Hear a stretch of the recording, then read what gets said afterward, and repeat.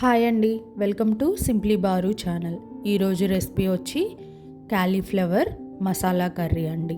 ఈజీగా, టేస్టీగా అండ్ ఫాస్ట్గా ఈ రెసిపీ అవుతుంది. ఎక్కడ స్కిప్ చేయకుండా వాచ్ చేయండి.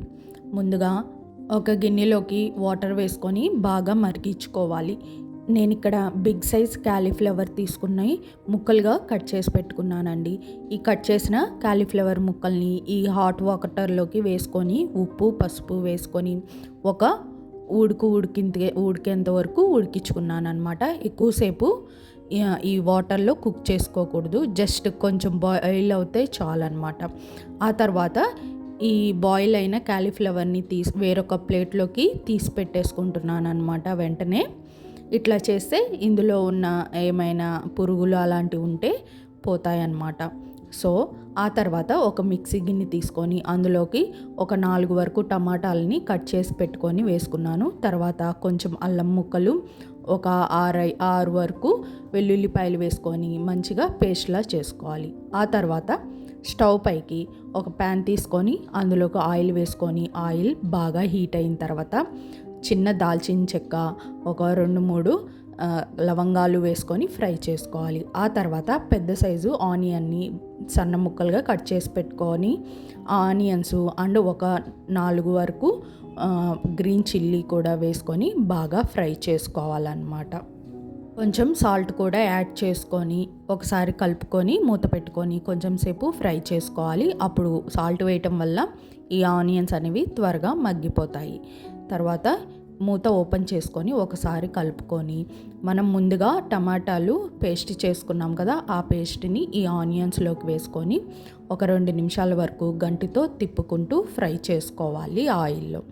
ఇట్లాగా ఒక 2 నిమిషాల తర్వాత మూత పెట్టేసుకొని ఆయిల్ అంతా బయటికి వచ్చేంత వరకు ఈ టమాటా గుజ్జుని సిమ్లో పెట్టుకొని ఆయిల్ అనేది ఈ టమాటా గుజ్జులోకి బయటికి వచ్చేంత వరకు కుక్ చేసుకోవాలండి. మూత పెట్టుకొని సిమ్లోనే కుక్ చేసుకోవాలి, హైలో అస్సలు పెట్టుకోవద్దు. చూసారు కదా, ఆయిల్ అంతా బయటకు వచ్చింది. ఈ టమాటా గుజ్జులో నుంచి ఆయిల్ అంతా బయటికి రావటం వల్ల మనకి టమాటాలు అనేవి పచ్చివాసన లేకుండా ఉడికాయని అర్థమండి.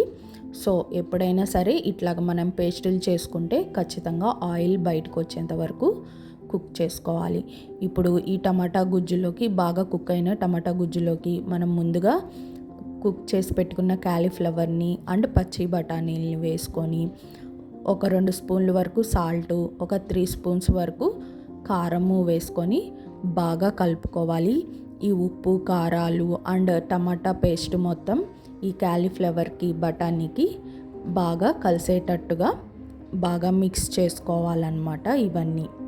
ఇవన్నీ బాగా మిక్స్ చేసుకున్న తర్వాత మూత పెట్టుకొని మీడియం ఫ్లేమ్లో ఒక 5 మినిట్స్ వరకు కుక్ చేసుకోవాలి. చూసారు కదా, క్యాలీఫ్లవర్లో ఉన్న కొంచెం వాటర్ కూడా బయటకు వచ్చేసింది. ఆ తర్వాత ఒకసారి బాగా కలుపుకొని ఒక 1/2 గ్లాసు వరకు వాటర్ వేసుకొని ఇంకొకసారి కలుపుకోవాలన్నమాట. ఆ తర్వాత మళ్ళీ మూత పెట్టుకొని ఒక 10 మినిట్స్ వరకు సిమ్లో పెట్టుకొని కుక్ చేసుకోవాలి. ఈ టమాటా గ్రేవీ మొత్తం బాగా చిక్కపడేంత వరకు కుక్ చేసుకోవాలన్నమాట. చూసారు కదా, ఈ టమాటా గ్రేవీలో నుంచి ఆయిల్ అంతా బయటకు వచ్చింది. అండ్ ఈ టైంలో ఒక 1/2 స్పూన్ వరకు గరం మసాలా అండ్ కొత్తిమీర వేసుకొని ఇంకొకసారి బాగా మిక్స్ చేసుకోవాలన్నమాట. నెక్స్ట్ ఇంకా మూత పెట్టుకొని సిమ్లో పెట్టేసుకొని ఒక 5 మినిట్స్ వరకు కుక్ చేసుకోవాలి. అంతేనండి, క్యాలీఫ్లవర్ మసాలా కర్రీ అనేది రెడీ అయిపోయిందనమాట. సో ఈ రెసిపీ అనేది చాలా ఈజీగా, టేస్టీగా అండ్ ఫాస్ట్గా అయిపోతుంది. మన పిల్లల లంచ్ బాక్స్లోకి కూడా టేస్టీగా మనం పెట్టుకోవచ్చు అనమాట. Please support simply bar channel. Please like, share and subscribe to simply bar channel. Thanks for watching.